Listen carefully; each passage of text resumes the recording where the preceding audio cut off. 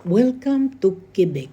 Quebec City sits on the St. Lawrence River in Canada's mostly French-speaking Quebec province, dating to 1608. It has a fortified colonial core, Vieux-Québec, and Place Royal, and with stone buildings and narrow streets. This area is the site of the towering Chateau Frontenac Hotel and imposing citadel of Quebec. The Petit Champlain district cobblestone streets are lined with bistros and boutiques. Dito sa Quebec, dito kami talaga nag-focus at nag-tour, nag-city tour para makita naman natin ang buong Quebec City. So ang ganda ng kanilang Quebec at very French. At masaya ako dahil French-speaking sila at wala kaming problema sa pagsasalita ng French. Quebec City, it is the 12th largest city and the 7th largest metropolitan area in Canada. It is also the second largest city in the province after Montreal. Dito sa Quebec, sa hotel namin meron na parking kaya pero sa labas ng Vieux Quebec, hindi kami sa Old Quebec, doon kami sa New Quebec. Doon kami reserve ng hotel. Maganda yung hotel namin at napaka-French style ang building at saka ang kwarto. Grabe, ang ganda. Pero papunta ng city center sa Old Quebec, nilalakad namin yan about 20 minutes galing sa hotel. So marami naman nadadaanan ang paggaling ng hotel, maraming nadadaanan galing sa hotel papuntang city, mga shops, bistros, bars, restaurants, at marami pang iba.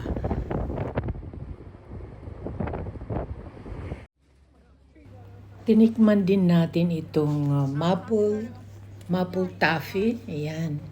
Ito ay parang isang honey na nilagay sa ice. Tapos nagiging lollipop. Ayan. Pero masarap siya kasi natural. At saka, siyempre lahat ng kanilang traditional foods titikman natin. Simula rito. Tapos hanggang sa pag-alis natin. So, dito sa Quebec, pag natapos tayo rito, mag-road trip na naman tayo papunta sa isang waterfalls, tapos sa isang zoo, pero malayo na yun. Doon na kami mag-rent ng hotel.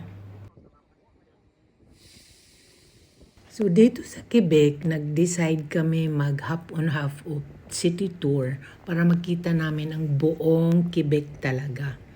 So ayun, dumaan talaga siya sa aming hotel papunta doon sa New at saka sa Old Quebec. So pagkatapos ng aming city tour, naglakad-lakad naman kami dito sa Old Quebec.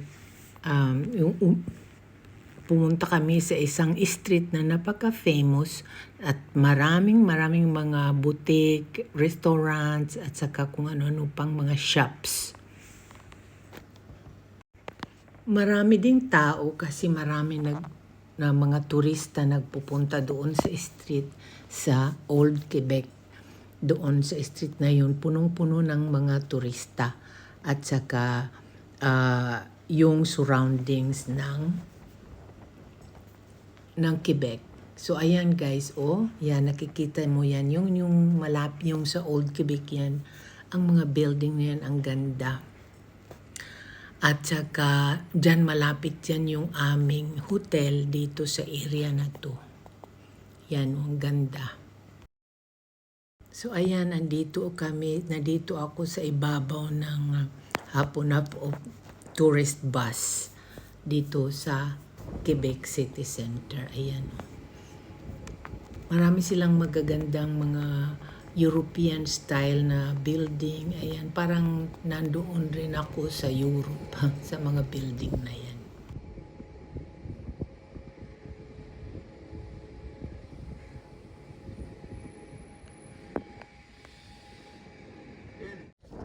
So ayan guys, inikot namin hanggang doon sa kanilang golf course yata yan. Yan, papunta na kami sa New Quebec.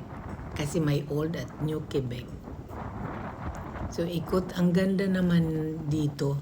Maraming mga garden, tsaka mga halaman. Tapos may river. Ayan, or river ba yan? Or lake. Napakaganda. Dito sa Quebec, pag winter, categorized dito ang cold snowy days with air temperature that remain below zero for extended period of time. January is typically the coldest month, ranging from -6 to -15 degrees centigrade. Grabe, ang lamig. So ayaw ko pumunta dito pag January. The best time to visit Quebec City are June through September and December through February.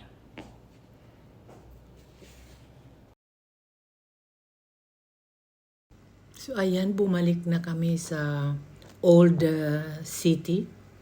Galing nag-tour at ngayon maglalakad-lakad na naman kami dito sa city center. Marami nang nakadisplay na pang Halloween dahil first week ng October na nandito kami. So, by the end of, parang araw-araw yata sila nagsiselebrate ng Halloween dito. So, lahat ng supermarket, ang dami-daming mga Halloween decoration. At saka may mga bahay din na may mga Halloween decoration. Dito sa Quebec kasi, nagpunta kami, ito na yung last namin bago bumalik ng Montreal. Kasi habang nandito kami, meron kaming pupuntahan na waterfalls at saka malapit lang. At saka yung zoo, yung national zoo nila na maraming mga, yung mga wild animals sa kanila. So dito sa city center, ayan, meron doon ice at saka parang lollipop yata yun. Very famous dito. Yung tinatawag na maple lollipop. Ayan, no? Inaano sa ice, nakalagay sa ice, tapos yan bibili ka, tikman mo.